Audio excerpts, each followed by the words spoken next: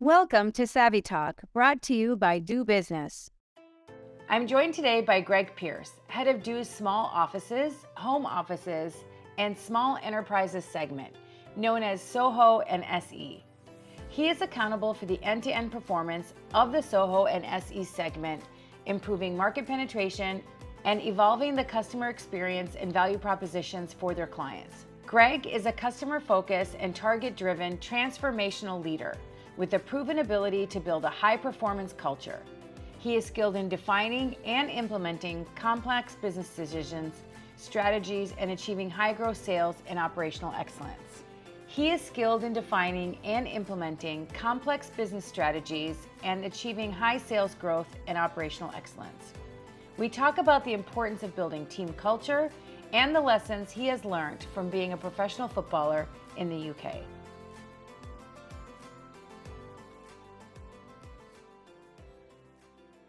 Gregg, thank you so much for being a guest on Inspiring Growth. It has been a tremendous journey to meet so many incredible entrepreneurs, and we're really excited to talk to you as the executive from Do. And I want to hear about your experience during Ramadan so far. I absolutely loved it. It's my first Ramadan in the Middle East, and I've been really moved by how much I've been able to enjoy the experience by sharing the experience of fasting with my team. So trying to support the guys while they've been fasting, but also enjoying iftar and some suhoor, and really. Just really experiencing what people are feeling and talking to people about why it's so important. It's really helped my experience of Ramadan and my understanding. So I've been so grateful for how much people have shared.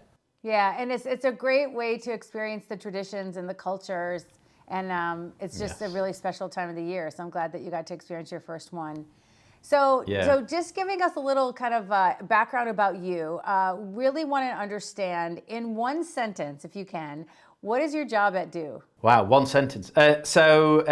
My job is to inspire growth in entrepreneurs, small businesses, and small, medium businesses by providing them with the tools to grow. And what do you think that, from your experience in helping these small businesses grow and expand and scale their businesses to be bigger, what are some of the common things that you've seen that the successful entrepreneurs have shown to do? Resilience, all day resilience. There's lots of ideas. There's lots of people think they've got the best idea, but the most successful ones are the ones who hit the speed bump and hit the problem, and then get back up the next morning and dust themselves off and go for the next opportunity. You very rarely, I would guess, that these entrepreneurs or small businesses hit the jackpot with the first opportunity. But the ones who are open to failure and are willing to try things are the ones who most often eventually succeed. And it's amazing to watch the passion that people have for an idea and selling that passion. But it's the resilience. It's absolutely the resilience. What kind of things did you face in your career where you had to show resilience and pushing forward using your passion? I mean, the transition from kind of my first career into my second career, so starting playing football, and from going there to making cups of tea for people, was the first step on a journey of my own personal growth. And along the way, there was a lot of people who said, "Oh, you've only been doing this for a short period of time. What do you know? You were kicking a ball around, 6 weeks ago, wherever it might be."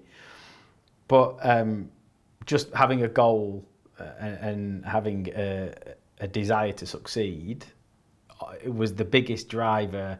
And many times there were many people who assumed I would fail at the next hurdle, maybe even myself. That imposter syndrome, maybe I've found a level that I can operate at, and pushing forward with the support of my friends and my family and the people around me. That's been the biggest thing throughout my career. Yeah, I see there's a lot of parallels when you think about it. You were a professional football player. You had to work in a team. You had to collaborate. You obviously had to face challenges. Sometimes you win, sometimes you lose. Some of those things obviously are carrying forward in your professional career now.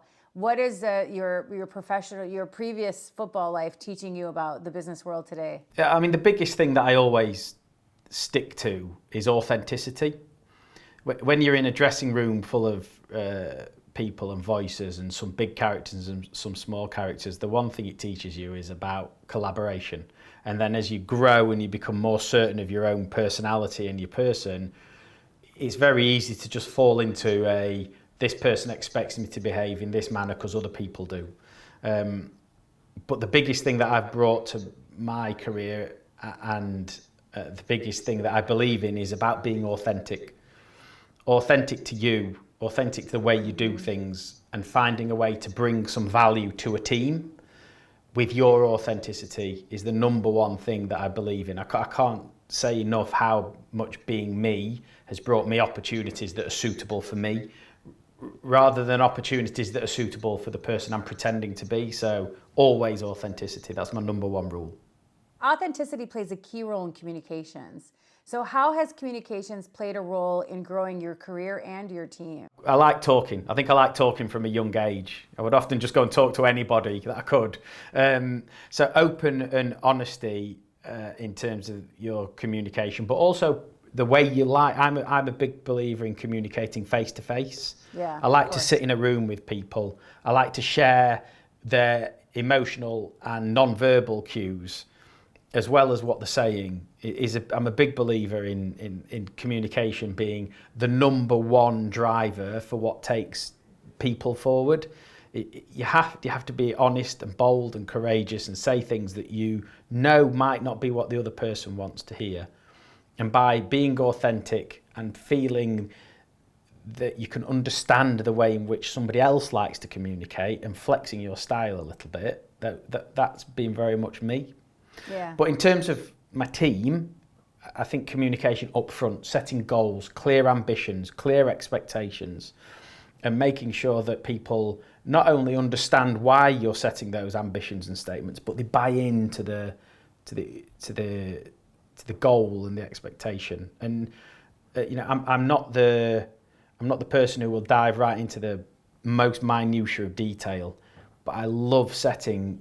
This is where we'll be in 6, 12, 18, 24 months and driving people, bringing people on the journey with passion and engagement and clarity of what we're going to achieve and what their part is on that journey. So alongside being authentic in the way you do it, communication is particularly for me, and I won't speak to other people, but the number one tool in my toolkit is communicating with people. So what lessons have you learned and you can share with other people from managing people and serving the clients? Because you are serving all the small businesses, small business enterprises that are in the market. So what is your approach to managing people and interacting with your clients? Managing people, my approach has always been, you have to give something of yourself. You have to share something of yourself. You have to give an equal amount of you to the partnership, and every interaction is a partnership. I appreciate that hierarchically I might be the boss in some situations, but if you buy into that person and their needs and their goals and their desires and you share yours, then you form a bond, and forming that bond helps you drive towards the same goals and ambitions, and finding like-minded people, not necessarily with the same approach or the exact same opinion, because that's dangerous, but a desire to achieve. Yep. And a desire to take people forward. And that's why I love entrepreneurs and small businesses, because that desire to achieve is there, and they're very open and transparent about the things that they need to drive their business forward. What is it that we can bring to that small business as do? What is it that I can bring to my team? And we'll sit round a table, and there might be 6 or 7 of us with totally different capabilities, all sharing something, all giving a little bit of themselves to achieve the greater goal. So I love leading teams because I love the different personalities, but I also love being able to see the achievements and the progression of them and see how they grow as part of their career. So just, I'm a small business and I really want support for my company. What do I come to you to help me with? We're here to facilitate and enable the ideas that they have incubated and grown. These are very often the most important hopes and dreams of entrepreneurs. And I've met many entrepreneurs who've talked about their business as if it is a baby. So we're here to just try and help them facilitate their goals. It's not complicated, it's not complex. It's a partnership which is, you tell us what you need and we'll tell you how we can help you facilitate it. And what that really means is we're trying to help them achieve their dreams. That's what we're trying to do, trying to help them get that growth. And you work very closely with founders of these companies that are actually trying to build and scale their businesses. And at the heart of every company is their culture. In 3 words, Great. how important is culture, or how would you describe the importance of culture in an organization? The most important. The most important. That's what culture is. Culture is the most important thing, because the outcome can be achieved in many different ways. The goals, the targets, the revenue numbers, the profit numbers can be achieved in many different ways.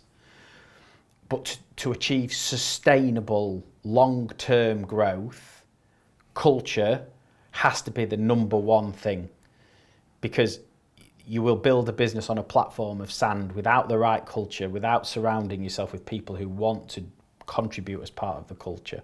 So when I try and build a culture in my particular team, as I said, it's about openness, it's about honesty, and it's I'm a big Ted Lasso fan, and doing the right thing is never the wrong thing. Is the best thing I've ever heard. So do the right thing by the people who work with you and for you, and they will reward you by, more often than not, doing the right thing back. So culture is so key. So I want to do like a rapid fire questions where I just give you a couple topics and then you say the do and the don'ts of that topic. Okay. So leadership, do's and don'ts. Do be clear and concise. Do share your vision. Don't sit on an ivory throne and just dictate. Be part of the team. Do's and don'ts of innovation. No idea is a bad idea. So say everything you're thinking and don't shut anybody down because you think theirs is a bad idea. Do's and don'ts of marketing. Do be bold. Do be different. Do dare to do something that nobody else has done. And don't be bland and boring, whatever you do. And do's and don'ts of customer management. Do put the customer first. Number one rule, put the customer first, and don't make a decision that's just good for one side of the partnership. So if it's good for do, but bad for the customer, it's a bad decision. Last but not least, I want to talk about people who are going from dreamers to doers. So what makes a person go from being, in your eyes, from being a dreamer to a doer, and how does do help encourage that? I think it's confidence. So somebody who's dreaming has the confidence to take the first step, and it's, again, a bit cliche, but every journey begins with the first step. So those people who are bold enough to take the first step, absolutely critical. Do share your vision with other people, talk, get people's ideas, be willing to find the person who doesn't like the idea, because that might advance you as far as somebody who loves your idea. So I think that those are the things that I would suggest. And how do can support? Well, I think we're constantly trying to engage with doers and dreamers and provide feedback. We're trying to build products and portfolios that we think advance the capability of our offering in this segment. If there's something that you think we don't do and we should do, feedback, tell us. It's a two-way partnership. The last question I have for you is, what advice would you give to young entrepreneurs and business owners? So people who are thinking about starting a business, who have an idea, who are dreamers, and really want to take that leap into entrepreneurship. I think it's about bravery.